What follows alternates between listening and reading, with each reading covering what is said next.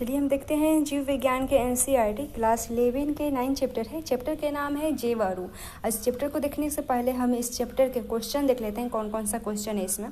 तो बृहद अणु का क्या है, बृहद अणु क्या है और उदाहरण दीजिए। दूसरा है कि प्रोटीन की तृतीयक संरचना से क्या तात्पर्य है। तीसरा प्रश्न है कि 10 ऐसी सूची सूक्ष्म जैव अणुओं का पता लगाइए जो कम अणु भार वाले होते हैं और इन्हीं की संरचना बताइए। और ऐसे उद्योगों का पता लगाइए जो इन यौगिकों का निर्माण बिलगन द्वारा करते हैं और इनको खरीदने वाले कौन है, मालूम कीजिए। चौथा प्रश्न है कि चिकित्सार्थ अभिकर्ता के रूप में प्रयोग में आने वाले प्रोटीन का पता लगाइए और सूचीबद्ध कीजिए। प्रोटीन की अन्य उपयोगिताओं को बताइए जैसे सौंदर्य प्रसारण आदि। उसके बाद पांचवा प्रश्न है कि ट्राइग्लिसराइड के संगठन का वर्णन कीजिए। उसके बाद छठा प्रश्न है कि क्या आप व्यापारिक दृष्टि से उपलब्ध परमाणु मॉडल यानी बल अवर स्टील नमूना का उपयोग करते हुए जैव अणुओं के उन प्रारूपों को बना सकते हैं। उसके बाद सातवां प्रश्न है कि एलेनिना अमीनो अम्ल की संरचना बताइए। उसके बाद आठवां प्रश्न है कि गोंद किस से बने होते हैं, क्या फेविकॉल इससे भिन्न है। उसके बाद प्रश्न है प्रोटीन, वसा और तेल अमीनो अम्ल का विश्लेषणात्मक परीक्षण बताइए और किसी भी फल के रस, लार, पसीना और मूत्र में इनका परीक्षण कीजिए। 10वां प्रश्न है कि आप पता लगाइए कि जैवमंडल में सभी पादपों द्वारा कितने सेल्यूलोज का निर्माण होता है। इसकी तुलना मनुष्य द्वारा उत्पादित कागज से करें और मानव द्वारा प्रति वर्ष पादप पदार्थ की कितनी खपत की जाती है। इसमें वनस्पतियों की कितनी हानि होती है, इसके बारे में बताइए। उसके बाद 11वां प्रश्न है एग्जाम के महत्वपूर्ण अणुओं का वर्णन कीजिए। ये प्रश्न है। उसके बाद हम इस चैप्टर के टॉपिक को देखते हैं। इस चैप्टर में हम पढ़ेंगे रासायनिक संघटन का विश्लेषण कैसे करें, प्राथमिक एवं द्वितीयक उपापचय के बारे में पढ़ेंगे। उसके बृहद जैव अणु के बारे में पढ़ेंगे। उसके प्रोटीन के बारे में, उसके बाद पॉलीसेकेराइड के बारे में पढ़ेंगे। उसके बाद न्यूक्लियर अम्ल के बारे में पढ़ेंगे। उसके प्रोटीन की संरचना और एंजाइम के बारे में पढ़ेंगे। ये देखते हैं जैव अणु के बारे में। इस वायुमंडल में विविध प्रकार के जीव मिलते हैं। मस्तिष्क में यह प्रश्न उठता होगा कि सभी जीव रासायनिक संगठन की दृष्टि से एक ही प्रकार के तत्वों एवं यौगिक से मिलकर बने होते हैं।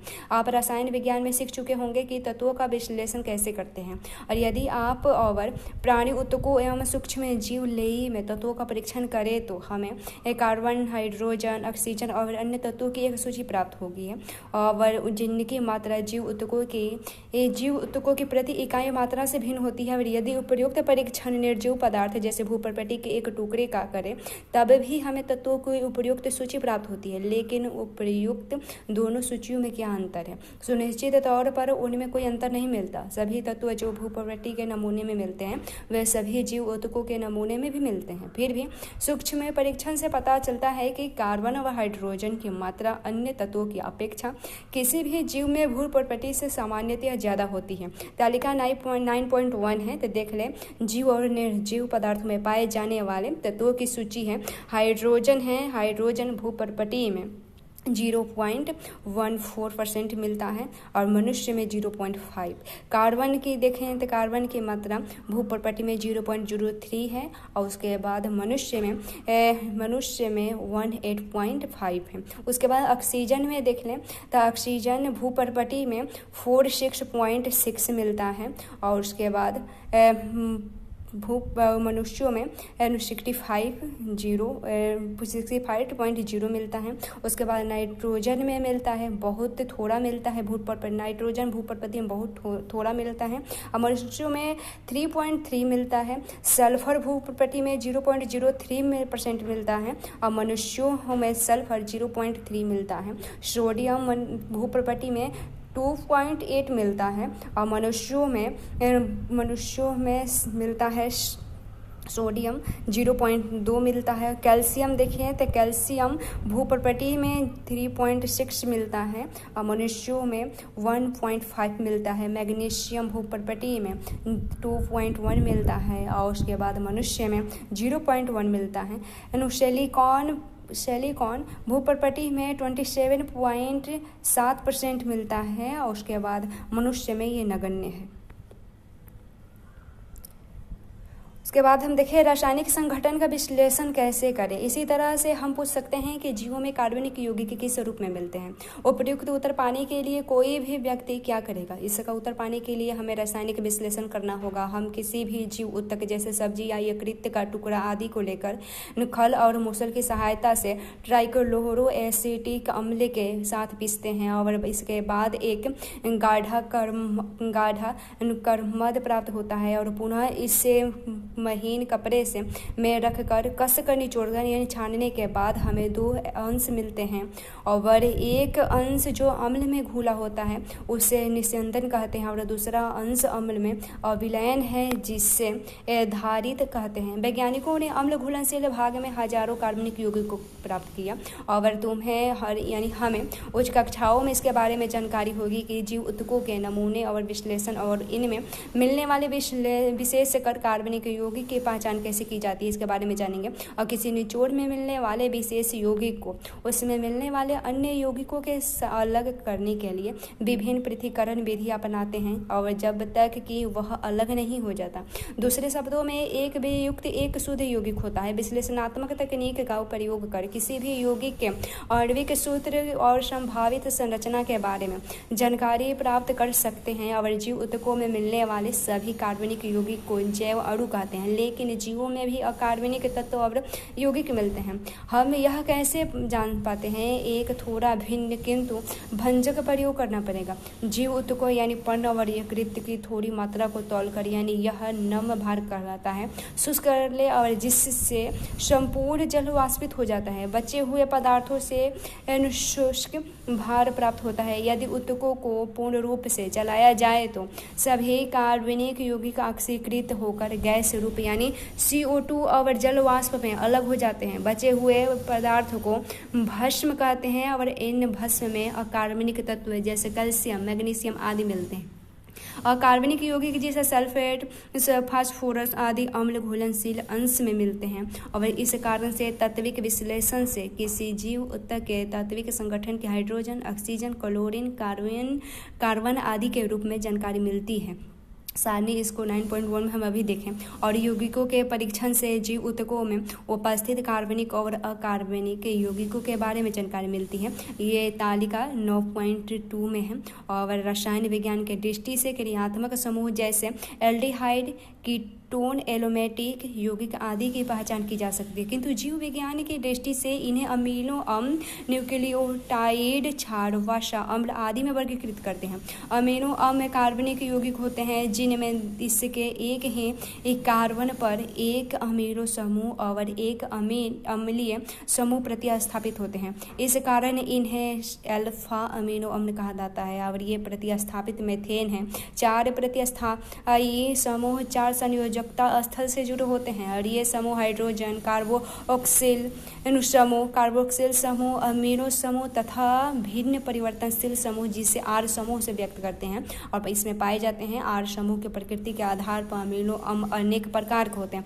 फिर भी प्रोटीन में उपलब्धता के आधार पर ये 21 प्रकार के होते हैं। और प्रोटीन के अमीनो अम्ल में R समूह हाइड्रोजन जिसमें अमीनो अम्ल ग्लाइसिन है, मेथिन समूह इसमें एलेनिन है, उसके बाद हाइड्रोक्सी मेथिल है, इसमें शीरीन आदि हो सकते हैं। 21 में से 3 को चित्र 9.1 में दर्शाया गया है। अमीनो अम्लों के भौतिक और रासायनिक गुण मुख्यतः अमीनो कार्बोक्सिल और R क्रियात्मक समूह पर निर्भर करते हैं।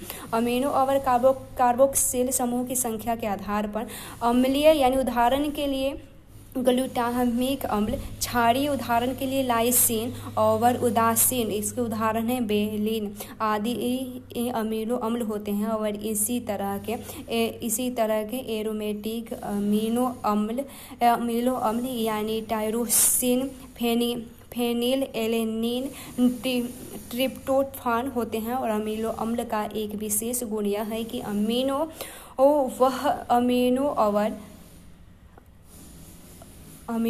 और कार्बोक्सिल समूह नाइनीकरण प्रकृति के होते हैं और अतः विभिन्न pH वाले विलयनों में अमीनो अम्लों की संरचना परिवर्तित हो जाती है।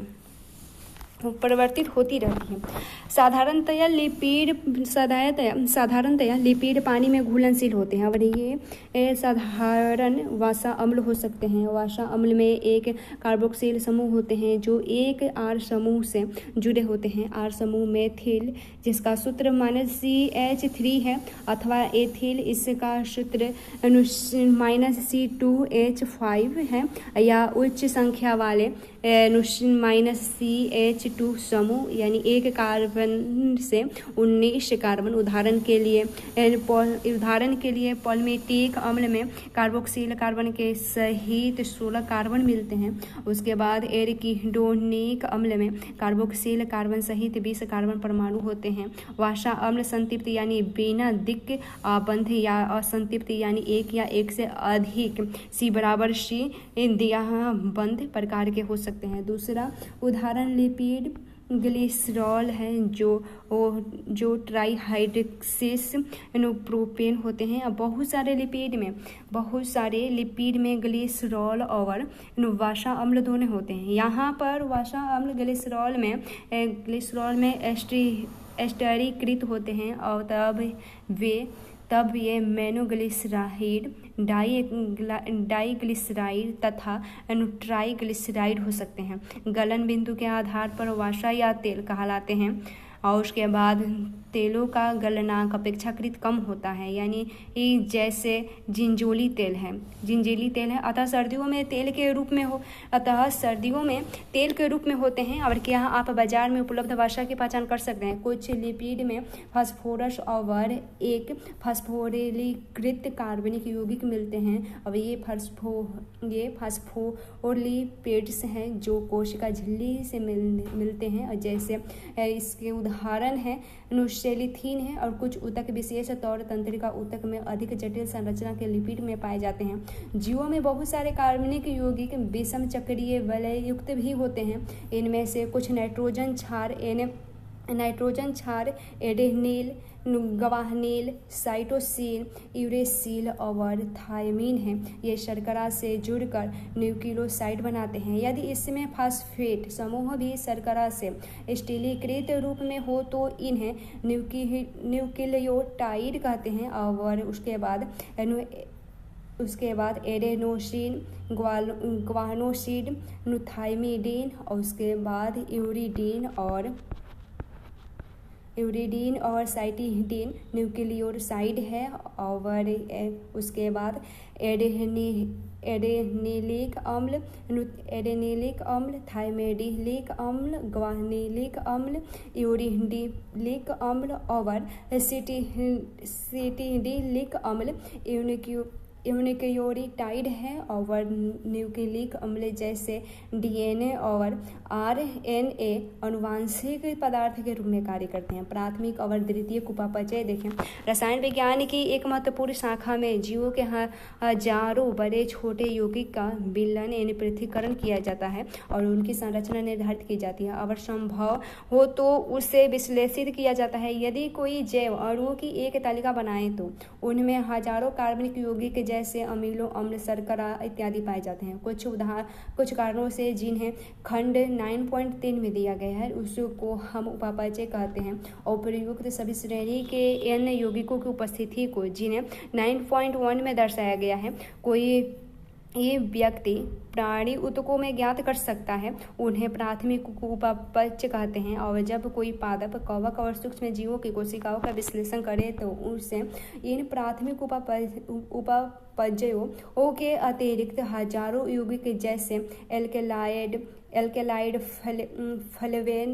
फ्लेवेनोइड्स रबर वाष्पशील तेल प्रतिजैविक रंगीन वर्णक इत्र गोंद मसाले मिलते हैं। और इन्हें द्वितीयक उपापचयज कहते हैं और प्राथमिक उपापचयज ज्ञात कार्य करते हैं और सामान्य कार्यकी क्रिया में इनकी भूमिका भी ज्ञात होती है। किंतु हम इस समय सभी द्वितीयक उपापचयों की यानी जिन प्राणियों में ये पाए जाते हैं उनमें भूमिका या कार्य नहीं जानते, और जबकि इनमें से बहुत जैसे रबर, औषधि, मसाले, इत्र और वर्णक मनुष्य के कल्याण में उपयोगी हैं। कुछ द्वितीयक उपापचयों का पारिस्थितिकी महत्व है और आप बाद के अध्यायों और वर्षों में इनके बारे में विस्तार से अध्ययन करेंगे।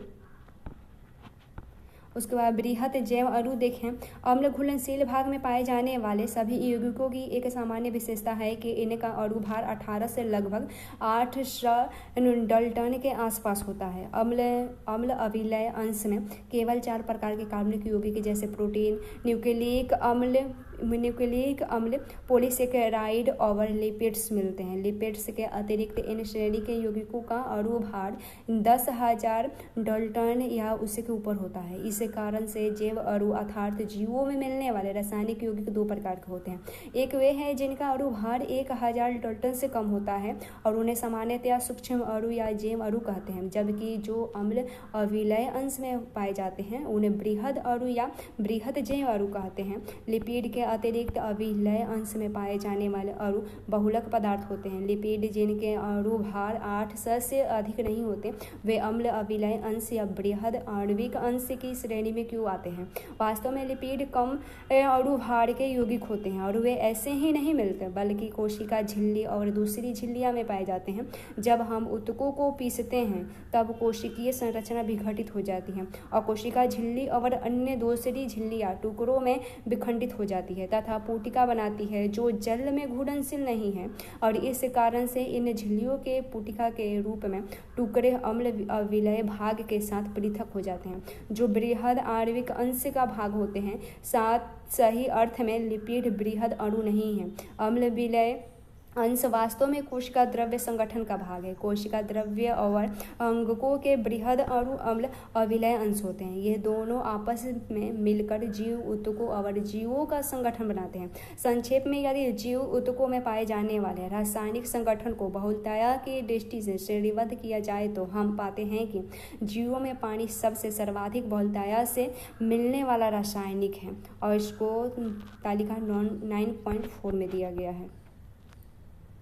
यह है कोशिका का औसत संगठन। और देखते हैं तो जल अवयव के बारे में। जल मैंने कुल कोशिका भार का प्रतिशत कितना है, तो जल कुल कोशिकीय भार का प्रतिशत 80 से 90 है, 90%। प्रोटीन है 10 से 15%, कार्बोहाइड्रेट है 3% और लिपिड है 2%, न्यूक्लिक अम्ल है 5 से 7% और आयन है 1%। उसके बाद प्रोटीन के देखें। प्रोटीन पॉलीपेप्टाइड होते हैं और ये अमीनो अम्ल की रेखीय श्रृंखलाएं होती हैं। ये पेप्टाइड बंधों से जुड़ी होती है जैसे कि चित्र 9.2 में दर्शाया गया है, और प्रत्येक प्रोटीन अमीनो अम्ल का बहुलक है। अमीनो अम्ल 20 प्रकार के होते हैं जैसे इसमें है कुछ उदाहरण: एडेनिन, सिस्टीन, पोलिन,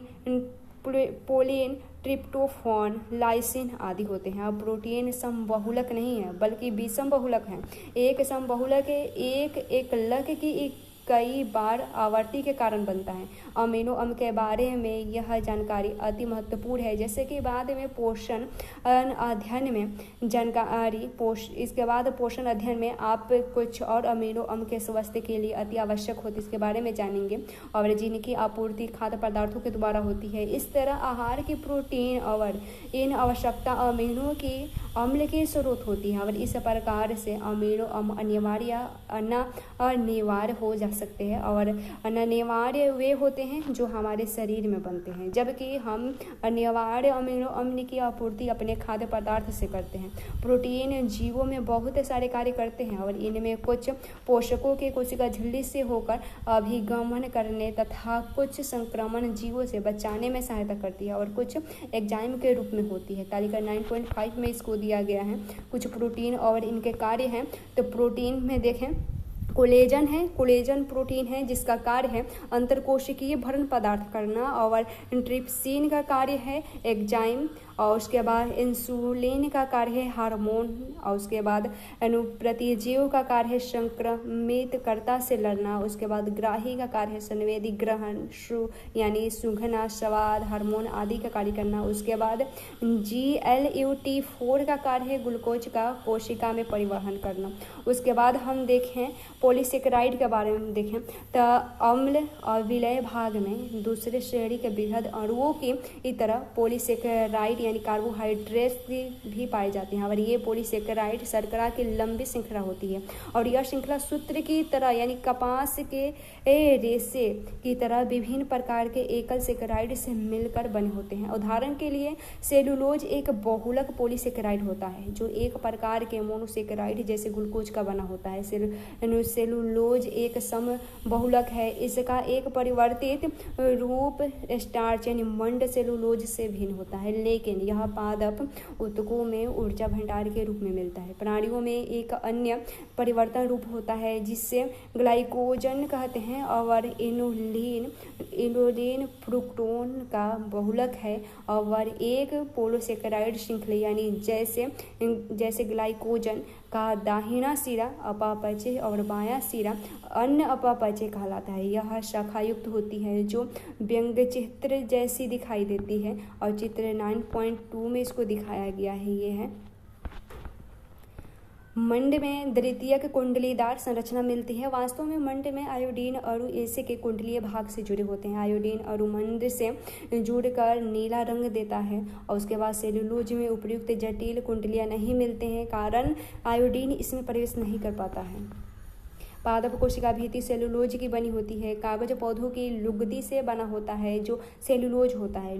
रुई के धागे सेलुलोज के बने होते हैं। प्रकृति में बहुत सारे जटिल पोलोसेकेराइड मिलते हैं। ये अमीनो शर्करा और रासायनिक रूप में परिवर्तन शर्करा जैसे ग्लूकोसमीन है, एन-एसिटाइड है, ग्लूकोसएसमीन आदि है से मिलकर बने होते हैं। और जैसे कि थार्पोपोडा के बाह्य कंकाल जटिल सेकेराइड काइटिन से बने होते हैं, और ये जटिल पोलोसेकेराइड अधिकतर समबहुलक होते हैं। उसके बाद न्यूक्लिक अम्ल के बारे में देखें तो दूसरे प्रकार एक बृहद अणु जो किसी भी जीव ऊतक के अम्ल अविलय अंश में मिलता है उससे न्यूक्लिक अम्ल कहते हैं, और यह पॉलीसेकेराइड होता है। यह पॉलीसेकेराइड और पॉलीपेप्टाइड्स के साथ संविष्ट होकर किसी भी जीव ऊतक या कोशिका का वास्तविक बृहद आणविक अंश बनता है। न्यूक्लिक अम्ल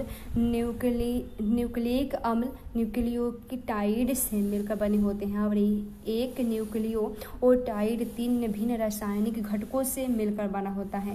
पहला विषम चक्रीय यौगिक, दूसरा मोनोसेकेराइड और तीसरा फास्फोरिक अम्ल या फास्फेट होता है। यदि चित्र 9.1 को ध्यान से देखें तो पाएंगे कि न्यूक्लिक अम्ल में विषम चक्रीय यौगिक नाइट्रोजन क्षार जैसे एनिलीन है, गुआनिल है, यूरेसिन है, साइटोसिन है और थाइमिन होते हैं। एडेनिल और गुआनिल प्रतिस्थापित प्यूरीन है तथा अन्य 3 प्रतिस्थापित पिरिमिडियन है, और विषम चक्रीय वलन को क्रमशः प्यूरीन और पिरिमिडियन कहलाते हैं। और पॉलीन्यूक्लियोटाइड में मिलने वाले शर्करा या तो साइबोज यानी मोनोसेकेराइड, पेटोज या डीऑक्सीराइड बोझ होते हैं, और जिन न्यूक्लिक अम्ल में डीऑक्सीराइड बोझ मिलता है उससे डीऑक्सीराइड न्यूक्लिक अम्ल यानी DNA, और जिसमें राइबोज मिलता है उससे राइबोन्यूक्लिक अम्ल यानी RNA कहलाते हैं। प्रोटीन की संरचना देखें, जैसे कि पहले बताया गया है कि प्रोटीन विषम बहुलक होते हैं जो अमीनो अम्ल की लड़ियों से बने होते हैं। अणुओं की संरचना का अर्थ विभिन्न पादपों में भिन्न भिन्न होते हैं, और कार्बनिक रसायन में संरचना का संबंध आणविक सूत्र से होता है, जैसे NH3 उसके बाद MgC12 आदि हैं। कार्बनिक रासायनिक विज्ञान जब अणुओं की संरचना जैसे बेंजीन, नेप्थलीन आदि को व्यक्त करते हैं तो वे हमारे उसके त्रिआयामी दृष्टि को व्यक्त करते हैं। भौतिक वैज्ञानिक आणविक संरचना के त्रिआयामी दृष्टि को, जबकि जीव विज्ञान प्रोटीन की संरचना 4 तरह से व्यक्त करते हैं। प्रोटीन में अमीनो अम्ल के क्रम और इसके स्थान के बारे में, जैसे कि पहला, दूसरा और इसी प्रकार के अन्य कौन सा अमीनो अम्ल होगा, जो जानकारी को प्रोटीन की प्राथमिकता संरचना कहती है, जो जानकारी को प्रोटीन की प्राथमिक संरचना कराती है। चित्र 9.3 के में कल्पना दिया गया है, उसके कल्पना करें कि प्रोटीन एक रेखा है, तो उसके बाएं सिरे पर प्रथम और दाएं सिरे पर अंतिम अमीनो अम्ल मिलता है। प्रथम अमीनो अम्ल को नाइट्रोजन सीरा अमीनो अम्ल कहते हैं, जब अंतिम अमीनो अम्ल को कार्बन सीरा यानी सी सीरा अमीनो अम्ल कहते हैं। प्रोटीन लड़ी हमेशा फैली हुई दीर्घ छड़ी जैसे रचना नहीं होती है, यह लड़ी कुंडली की तरह मुड़ी होती है, जैसे घूमी हुई सीढ़ी की तरह। वास्तव में प्रोटीन लड़ी कुछ का अंश कुंडली के रूप में व्यवस्थित करती है। प्रोटीन के केवल दक्षिणावर्ती कुंडलियाँ मिलती है और अन्य जगहों और प्रोटीन की लड़ी दूसरे रूप में मुड़ी होती है। इन्हें द्वितीयक संरचना चित्र 9.3 के ब में इसको दिया गया है। ये है और इसके इन्हें द्वितीयक संरचना कहते हैं। और इसके अतिरिक्त प्रोटीन की लंबी कड़ी इस अपने ऊपर की ऊन के एक खोखले गोले के साथ मुड़ी हुई होती है, जिसे प्रोटीन की तृतीयक संरचना कहते हैं, और यह प्रोटीन के त्रिआयामी रूप को प्रदर्शित करती है। तृतीयक संरचना प्रोटीन के जैविक क्रियाकलापों के लिए नितांत आवश्यक है, और कुछ प्रोटीन एक से अधिक पॉलीपेप्टाइड्स या उप इकाइयों के समूह होते हैं। जिस ढंग से प्रत्येक पॉलीपेप्टाइड्स या उप इकाई एक दूसरे के सापेक्ष व्यवस्थित होते हैं। उदाहरण के लिए एक गोले की सीधी लड़ी गोले एक दूसरे के ऊपर व्यवस्थित होकर घनाभ या अनुपट्टिका की संरचना आदि वे प्रोटीन के स्थापत्य को प्रदर्शित करते हैं, जिससे प्रोटीन की चुस्क के संरचना कहते हैं। और वयस्क मनुष्य का हार्मोग्लोबिन 4 उपखंडों का बना होता है, जिसमें दो एक दूसरे के समान होते हैं, और दो उपखंड अल्फा और 2 उपखंड बीटा प्रकार के होते हैं, जो आपस में मिलकर मनुष्य के हीमोग्लोबिन बनाते हैं। उसके बाद एंजाइम के बारे में देखें तो लगभग सभी एंजाइम प्रोटीन होते हैं, और कुछ न्यूक्लिक अम्ल एंजाइम की तरह व्यवहार करते हैं। इन्हें जो व्यवहार करते हैं उन्हें हम कहते हैं राइबोजाइम्स कहते हैं। और किसी भी एंजाइम को रेखीय चित्र द्वारा चित्रित कर सकते हैं। एक एंजाइम में भी प्रोटीन की तरह प्राथमिक संरचना मिलती है, जो अमीनो अम्ल की श्रृंखला से बना होता है। प्रोटीन की तरह एंजाइम में भी द्वितीयक और तृतीयक संरचना मिलती है। जब आप तृतीयक संरचना को देखते हो तो ध्यान देना कि प्रोटीन श्रृंखला का प्रमुख भाग अपने ऊपर स्वयं कुंडलित होती है, और श्रृंखला स्वयं आड़ी तिरछी स्थित होती है, और इससे बहुत सी दरार या थैलियाँ बन जाती है। इस प्रकार की थैलियों को सक्रिय स्थल कहते हैं, और एंजाइम का सक्रिय स्थल वे दरार या थैली हैं जिसमें क्रियाधार आकार व्यवस्थित होती है। और इस प्रकार एंजाइम सक्रिय स्थल द्वारा अभिक्रियाओं को तेज गति से उत्प्रेरित करते हैं। एंजाइम उत्प्रेरक कार्बनिक उत्प्रेरक से कई प्रकार के भिन्न होते हैं, लेकिन इनमें एक बहुत बड़े अंतर को जानना आवश्यक है। कार्बनिक उत्प्रेरक उच्च तापक्रम और दाब पर कुशलता से काम करते हैं। एंजाइम और उच्च तापक्रम पर क्षतिग्रस्त हो जाते हैं। साधारणतया अति उच्च तापक्रम जैसे गर्म स्रोतों या गंधक के झरने में पाए जाने वाले जीवों में प्राप्त एंजाइम स्थायी होती है, और उनकी उत्प्रेरक शक्ति उच्च तापक्रम जैसे 80 डिग्री से 90 डिग्री से तक उस पर भी बनी होती है। और प्रयुक्त एंजाइम जो उष्ण स्नेही जीवों से पृथक किए गए हैं उष्ण अस्थायी होते हैं। यह उनकी विशेषताएं हैं। रासायनिक अभिक्रिया देखें, एंजाइम्स क्या होते हैं? इससे पहले यह समझ लेना आवश्यक है कि रासायनिक अभिक्रिया क्या होती है। रासायनिक यौगिकों में दो तरह के परिवर्तन होते हैं। पहला भौतिक परिवर्तन, जिसमें बिना बंध के टूटे हुए यौगिक के आकार में परिवर्तन हो जाते हैं। अन्य भौतिक प्रक्रिया में द्रव्य की अवस्था में परिवर्तन होते हैं, जैसे बर्फ का पिघलना, पानी में परिवर्तन होना या पानी का वाष्प में बदलना। ये भौतिक प्रक्रियाएं हैं। और रूपांतर के समय बंधों का टूटना और नए बंधों का निर्माण होना ही रासायनिक अभिक्रिया होते हैं। उदाहरण के लिए बेरियम हाइड्रोक्साइड गंधक के अम्ल से क्रिया कर बेरियम सल्फेट और पानी बनता है। उसके बाद इसका सूत्र है BA cost OH2 plus H2SO4 मिलकर BaSO4 प्लस 2H2O बनते हैं, और यह एक अकार्बनिक रासायनिक अभिक्रिया है। ठीक इसी प्रकार यानी टार्च का जल अपघटन द्वारा ग्लूकोज में बदलना एक कार्बनिक रासायनिक अभिक्रिया है। भौतिक या रासायनिक अभिक्रिया की दर का सीधा संबंध इकाई समय में बनाने वाले उत्पाद से होता है, और इसे इस प्रकार प्रदर्शित कर सकते हैं। और जैसे यहाँ दिया गया है दर बराबर यहाँ पर दिया गया है, उसके बाद यदि दिशा निर्धारित हो तो इस दर को वेग भी कहते हैं। और उसके बाद भौतिक और रासायनिक अभिक्रिया की दर अन्य कारकों के साथ साथ तापक्रम द्वारा प्रभावित होती है। एक सर्वमान्य नियम के अनुसार प्रत्येक 10 डिग्री सेंटीग्रेड तापमान के बढ़ने या घटने पर अभिक्रिया की दर क्रमशः द्विगुणित या आधी हो जाती है। उत्प्रेरक अभिक्रियाएं अनुत्प्रेरक अभिक्रियाओं की अपेक्षा उच्च दर में से संपन्न होती है। जब किसी एंजाइम द्वारा उत्प्रेरक अभिक्रिया की दर बिना उत्प्रेरण से संपन्न होने वाली अभिक्रिया से बहुत अधिक होती है। उदाहरण के लिए यहाँ पर दिया गया है CO2 प्लस H2O, इनको मिलकर ये बनते हैं H2CO3, फिर ये टूटते हैं NH2O में, फिर उसके प्लस CO2 में ये चक्रण होता है। उसके बाद देखें यह अभिक्रिया बहुत मंद गति से होती है, जिसमें 1 घंटे में कार्बनिक अम्ल के 200 अणुओं का निर्माण होता है। लेकिन उपर्युक्त अभिक्रिया कोशिका द्रव्य में उपस्थित एंजाइम कार्बनिक एनहाइड्रेज की उपस्थिति में तीव्र गति से संपन्न होती है, जिसके कार्बनिक अम्ल में 6 लाख अणु प्रति सेकंड बनते हैं। और एंजाइम ने इस क्रिया की दर को 10 लाख गुना बढ़ा दिया है। एंजाइम की यह शक्ति वास्तव में अविश्वसनीय है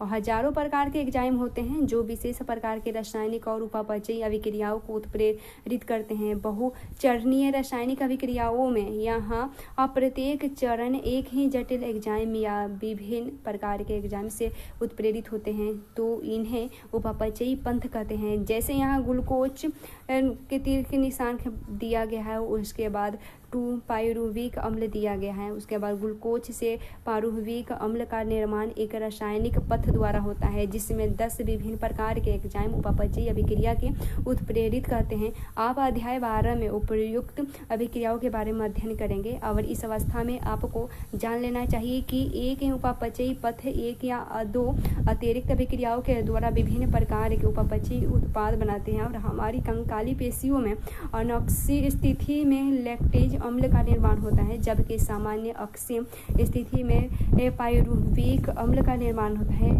खमीर में कॉर्नविक के दौरान उपयुक्त पथ द्वारा इथेनॉल यानी अल्कोहल का निर्माण होता है। और विभिन्न दशाओं में विभिन्न प्रकार के उत्पाद का निर्माण संभव है। उसके बाद एंजाइम द्वारा उच्च दर से रासायनिक रूपांतर कैसे होते हैं देखें। इसे समझने के लिए एंजाइम के बारे में थोड़ा विस्तृत अध्ययन करना पड़ेगा। और सक्रिय स्थल के बारे में हम पहले ही पढ़ चुके हैं कि रासायनिक या उपापचयी रूपांतर एक अभिक्रिया होती है जो रसायन उत्पाद में रूपांतरित होते हैं, उसे क्रियाधार कहते हैं। और एंजाइम को एक सक्रिय स्थल सहित एक त्रिविम संरचना की प्रोटीन है जो एक क्रियाधार को उत्पाद में बदलता है। सांकेतिक रूप में इसे निम्न ढंग से चित्रित कर लेते हैं। और क्रियाधार इस एंजाइम के सक्रिय स्थल को वो दरार या पुटिका के रूप में होता है जिसे जोड़ा जाता है और क्रियाधार सक्रिय स्थल की ओर जाते हैं। इस प्रकार आवश्यक एंजाइम क्रियाधार सम्मिश्र का अविकल्पीय निर्माण होता है और ई एंजाइम को प्रदर्शित करता है। इस समूह का निर्माण एक अल्पकालिक घटना है। क्रियाधार एंजाइम के सक्रिय स्थल से जुड़ने की अवस्था में क्रियाधार की नई संरचना के निर्माण होता है जिसे संक्रमण अवस्था संरचना कहते हैं। इसके बाद शीघ्र ही प्रत्याशित बंध के टूटने या बनने के उपरांत सक्रिय स्थल से उत्पाद अवमुक्त होता है। दूसरे शब्दों में क्रियाधार की संरचना उत्पाद की संरचना में रूपांतरित हो जाती है। रूपांतरण का यह पथ या कथिक संक्रमण अवस्था के द्वारा होती है और अस्थायी क्रियाधार और उत्पाद के बीच में बहुत सारी रूपांतरित संरचनात्मक अवस्था हो सकती है और इस कथन का आशय है कि बनने वाले सभी मध्यवर्ती संरचनात्मक अवस्था अस्थायी होती है। अस्थायित्व का संबंध अणु की ऊर्जा अवस्था या संरचना से जुड़ा होता है। यदि इसे चित्रात्मक लेखा चित्र के रूप में प्रदर्शित किया जाए तो यह चित्र 9.4 के अनुरूप होता है। वाई अक्ष अंतर्निहित ऊर्जा अंश को व्यक्त करता है और एक्स अक्ष संरचनात्मक रूपांतर की यह वह अवस्था है जिसका निर्माण मध्यवर्ती संरचना द्वारा होती है कि प्रगति को व्यक्त करता है। और दो चीजों को ध्यान देने योग्य है कि क्रियाधार एस और उत्पाद पी के बीच ऊर्जा स्तर में अंतर है। यदि उत्पाद क्रियाधार से नीचे स्तर का हो तो अभिक्रिया बाह्य ऊष्मीय होती है और इस अवस्था में उत्पाद निर्माण हेतु ऊर्जा आपूर्ति यानी गर्म करने से की आवश्यकता नहीं है, ऊर्जा आपूर्ति की आवश्यकता नहीं है और फिर भी चाहे वह बाह्य ऊष्मीय या उष्णता प्रतिवर्तित अभिक्रिया या अंत ऊष्मीय या ऊर्जा आवश्यक अभिक्रिया हो, क्रियाधार को उच्च ऊर्जा अवस्था या संक्रमण अवस्था से जोड़ना होगा। क्रियाधार और संक्रमण अवस्था के बीच औसत ऊर्जा के अंतर को संकरणीय ऊर्जा कहते हैं। एंजाइम ऊर्जा अवरोध को घटाकर क्रियाधार से उत्पाद के आसन्न रूपांतरण में सहयोग करता है। उसके बाद एंजाइम क्रिया की प्रकृति देखें। प्रत्येक एंजाइम के अणु में क्रियाधार बंधन स्थल मिलता है जो क्रियाधार से बंध कर सक्रिय एंजाइम क्रियाधार सम्मिश्र का निर्माण करता है और यह सम्मिश्र अल्पावधि का होता है जो उत्पाद और परिवर्तित एंजाइम में विघटित हो जाती है। इसके पूर्व मध्य अवस्था के रूप में एंजाइम उत्पाद जटिल हो का निर्माण करती है और एंजाइम अभिक्रिया जटिल का निर्माण उत्प्रेरण के लिए आवश्यक है। एंजाइम क्रिया के उत्प्रेरक चक्र को निम्न चरणों में व्यक्त किया गया है। पहला है सर्वप्रथम क्रियाधार सक्रिय स्थल में व्यवस्थित होकर एंजाइम के सक्रिय स्थल से बंध जाता है और दूसरा है कि बंधने वाले क्रियाधार एंजाइम के आकार में इस प्रकार से बदलाव लाता है कि क्रियाधार एंजाइम से मजबूती से बंध जाए। और उसके बाद तीसरा है कि एंजाइम का सक्रिय स्थल जब क्रियाधार के काफ़ी समीप होता है जिससे के परिणाम स्वरूप क्रियाधार के रासायनिक बंध टूट जाते हैं और इससे नए एंजाइम उत्पाद जटिल का निर्माण होता है। चौथा है कि एंजाइम नव निर्मित उत्पाद की अवमुक्त करता है और एंजाइम स्वतंत्र होकर क्रियाधार के दूसरे अणु में बंधने के लिए तैयार हो जाते हैं। इस प्रकार पुनः उत्प्रेरक चक्र प्रारंभ हो जाते हैं। उसके बाद देखें एंजाइम क्रिया विधि को प्रभावित करने वाले कारक के बारे में देखें। जो कारक प्रोटीन के तृतीयक संरचना को परिवर्तित करते हैं वे एंजाइम की सक्रियता को भी प्रभावित करते हैं, जैसे तापक्रम, पीएच, क्रियाधार की सांद्रता में परिवर्तन या किसी विशेष रसायन का एंजाइम से बंधन उनकी प्रक्रिया को नियंत्रित करते हैं। तापक्रम और पीएच को देखें तो एंजाइम संभवतः सामान्यतः तापक्रम और पीएच के लघु परिसर में कार्य करते हैं और प्रत्येक एंजाइम की अधिकतम क्रियाशीलता एक विशेष तापक्रम और पीएच पर ही होती है जिसे क्रमशः इष्टतम तापक्रम और पीएच कहते हैं और इस इष्टतम मान के ऊपर या नीचे होने वाली क्रियाशीलता घट जाती है और निम्न तापक्रम एंजाइम को अस्थायी रूप में निष्क्रिय अवस्था में सुरक्षित रखता है, जबकि उच्च तापक्रम एंजाइम की क्रियाशीलता को समाप्त कर लेता है क्योंकि उच्च तापक्रम एंजाइम के प्रोटीन को विकृत कर देता है। क्रियाधार की सांद्रता क्रियाधार की सांद्रता देखें तो क्रियाधार की सांद्रता को बढ़ाने के साथ साथ पहले तो एंजाइम क्रिया की गति बढ़ती है। अभिक्रिया अंतोगत व सर्वोच्च गति प्राप्त करने के बाद क्रियाधार की सांद्रता बढ़ने पर भी अग्रसर नहीं होती है। ऐसा इसलिए होता है कि एंजाइम के अणुओं की संख्या क्रियाधार के अणुओं से कहीं कम होते हैं और इन अणुओं से एंजाइम के संतृप्त होने के बाद एंजाइम के कोई भी अणु क्रियाधार के अतिरिक्त अणुओं से बंधन करने के लिए मुक्त नहीं बचता है। उसके बाद किसी भी एंजाइम की क्रियाशीलता विशिष्ट रसायनों की उपस्थिति में संवेदनशील होते हैं जो एंजाइम से बंधते हैं, और जब रसायन का एंजाइम से बंधने के उपरांत इसकी क्रियाशीलता बंद हो जाती है तो इस प्रक्रिया को संदमन और उस रसायन को संदमक कहते हैं। जब संदमक अपनी आणविक संरचना में क्रियाधार से काफी समानता रखता है और एंजाइम की क्रियाशीलता को संदमित करता है तो उसे प्रतिस्पर्धात्मक संदमन कहते हैं। और उसके बाद संदमक की क्रियाधार से निकटतम संरचनात्मक समानता के स्वरूप यह क्रियाधार से एंजाइम के क्रियाधार बंधक स्थल से बंधे हुए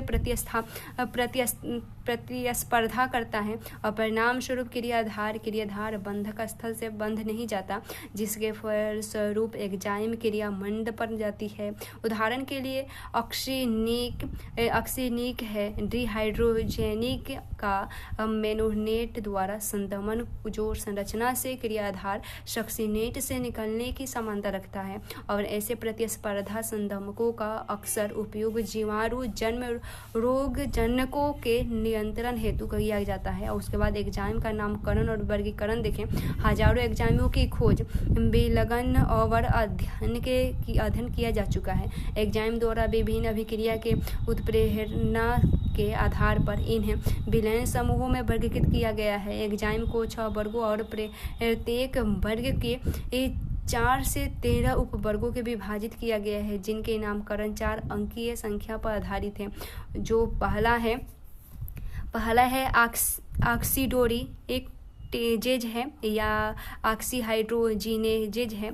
एंजाइम जो क्रियाधारों एस और एस व के S1 बीच ऑक्सी उपचय को उत्प्रेरित करते हैं। और उसके बाद दूसरा है ट्रांसफेरेज है। इसमें एंजाइम क्रियाधार के एक जोड़े S और S1 के बीच एक समूह यानी हाइड्रोजन के अतिरिक्त के स्थानांतर को उत्प्रेरित करते हैं, जैसे S- G + S1 मिलकर और होते हैं S + S1 G। उसके बाद देखते हैं हाइड्रोलेजेज देखते हैं। हाइड्रोलेजेज देखें तो एंजाइम एस्टर इंथन पेप्टाइड ग्लाइकोसाइडिक कार्बन हैलाइड या फास्फोरस नाइट्रोजन बंधों का जल अपघटन करते हैं। उसके बाद है लाइजेज है, तो यह जल अपघटन के अतिरिक्त विधि द्वारा एंजाइम क्रियाधारकों के समूह के अलग होने को उत्प्रेरित करते हैं, जिसके स्वरूप द्विबंधों का निर्माण करते हैं। उसके बाद आइसोमेरेज देखें तो वे सभी एंजाइम जो प्रकाशीय ज्यामितीय और जो स्थितीय समवायों के अंतर रूपांतर को उत्प्रेरित करते हैं। उसके बाद लाइगेजेज है, तो एंजाइम 2 यौगिकों के आपस में जोड़ने की उत्प्रेरित करते हैं, जैसे एंजाइम जो carbon oxygen, carbon sulphur, carbon nitrogen और फास्फोरस ऑक्सीजन बंधों के निर्माण के लिए उत्प्रेरित करते हैं। उसके बाद सहकारक के बारे में देखें तो एंजाइम एक या अनेक बहुपेप्टाइड श्रृंखलाओं से मिलकर बनता है और फिर भी कुछ स्थितियों में इतर प्रोटीन अवयव जैसे सहकारक कहलाते हैं। एंजाइम से बंध कर उससे उत्प्रेरक सक्रिय बनाते हैं। इन उदाहरणों में एंजाइम के केवल प्रोटीन भाग को एम्पो एंजाइम कहते हैं और सहकारक 3 प्रकार को होते हैं। पहला है प्रोस्थेटिक समूह, सह एंजाइम और धातु आयतन। प्रोस्थेटिक समूह कार्बनिक यौगिक होते हैं और यह अन्य सहकारकों से इस रूप में भिन्न होते हैं कि ये एपो एंजाइम्स से दृढ़ता से बंधे रहते। उदाहरण स्वरूप एंजाइम पर ऑक्साइडेड और कैटलेज को हाइड्रोजन पेरोक्साइड को ऑक्सीजन और पानी में विखंडित करते हैं। और हेम प्रोस्थेटिक समूह होता है जो एंजाइम के सक्रिय स्थल से जुड़ा होते हैं, और सह एंजाइम भी कार्बनिक यौगिक होते हैं, और इनका संबंध एपो एंजाइम से अस्थायी होता है जो सामान्यतया उत्प्रेरणा के दौरान बनता है। सह एंजाइम के विभिन्न एंजाइम उत्प्रेरित अभिक्रियाओं में सहकारक के रूप में कार्य करते हैं। अनेक सह एंजाइम का मुख्य रासायनिक अवयव विटामिन होते हैं, जैसे सह एंजाइम निकोटिनेमाइड, एनेनिल, और उसके बाद डाइन्यूक्लियोटाइड है, और उसके बाद है निकोटिनेमाइड, और उसके बाद एडेनिल डाइन्यूक्लियोटाइड और फास्फोरस यानी NADP है, और विटामिन नियासिन से जुड़े होते हैं।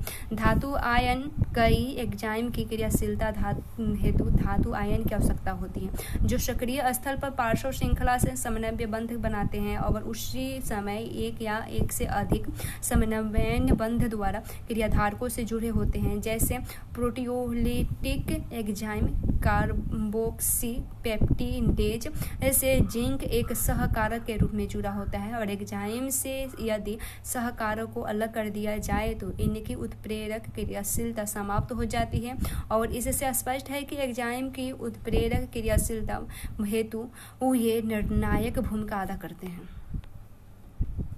सारांश देखें तो जीवों में आश्चर्यजनक विभिन्नता मिलती है। इनके रासायनिक संगठन और उपापचयी अभिक्रिया में साधारणतया समानता मिलती है। जीव ऊतकों और निर्जीव द्रव्यों में पाए जाने वाले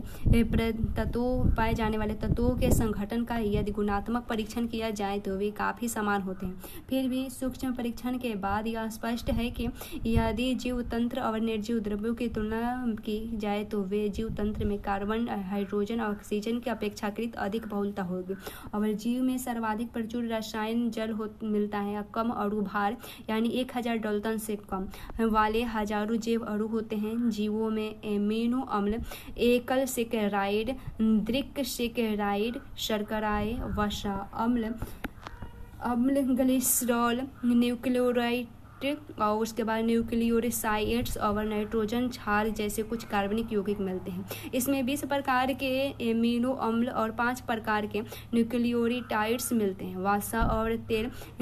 वसा और तेल ग्लिसराइड्स होते हैं, जिसमें वसा अम्ल ग्लिसरॉल से स्टीरीकृत होते हैं। फास्फोरस लिपिड्स में फास्फोरीकृत नाइट्रोजनी यौगिक मिलते हैं। और जीव तंत्रों में केवल 3 प्रकार के बृहत अणु होते हैं, जैसे प्रोटीन, न्यूक्लिक अम्ल और बहुसेकेराइड मिलते हैं। लिपिड्स का झिल्ली संबंधित होने के कारण बृहद आणविक अंश में होते हैं और रहते हैं, और जो बृहद अणु बहुलक होते हैं वे विभिन्न घटकों से बने होते हैं। न्यूक्लिक अम्ल DNA और RNA न्यूक्लियोटाइड से मिलकर बने होते हैं, और जो बृहद अणुओं में संरचनाओं का पदानुक्रम में जैसे प्राथमिक, द्वितीयक, तृतीयक और चतुर्षिकीय संरचनाएं मिलते हैं। न्यूक्लिक अम्ल अनुवांशिक द्रव्य की कोशिका भित्तियों के रूप में कार्य करते हैं। बहुसेकेराइड पौधा कवकों और संधि पादपों के बाह्य कंकाल के घटक होते हैं। ये ऊर्जा के संचित रूप जैसे स्टार्च और ग्लूकोरोजेन इनसे भी मिलते हैं, और प्रोटीन विभिन्न कोशिकीय कार्यों में सहायक करते हैं, और उनमें से कुछ एंजाइम्स, प्रतिरक्षी, ग्राही, हार्मोन्स और दूसरे संरचनात्मक प्रोटीन होते हैं। प्राणी जगत में सर्वाधिक प्रचुरता से मिलने वाला प्रोटीन कोलेजन और संपूर्ण जैव मंडल में सर्वाधिक प्रचुरता में मिलने वाला प्रोटीन रूबिक्सको है, और एंजाइम्स प्रोटीन होते हैं जो कोशिकाओं में जैव रासायनिक क्रियाओं को उत्प्रेरक शक्ति होते हैं। इन प्रोटीनमय एंजाइम्स क्रियाशीलता हेतु इष्टतम तापक्रम और pH की आवश्यकता होती है। एंजाइम्स अभिक्रिया की दर को काफ़ी तीव्र कर देते हैं। न्यूक्लिक अम्ल आनुवंशिक सूचनाओं के बाह्य होती है और वाहक होती है, जो इसे पैतृक पीढ़ी से संतति में आगे बढ़ाती है।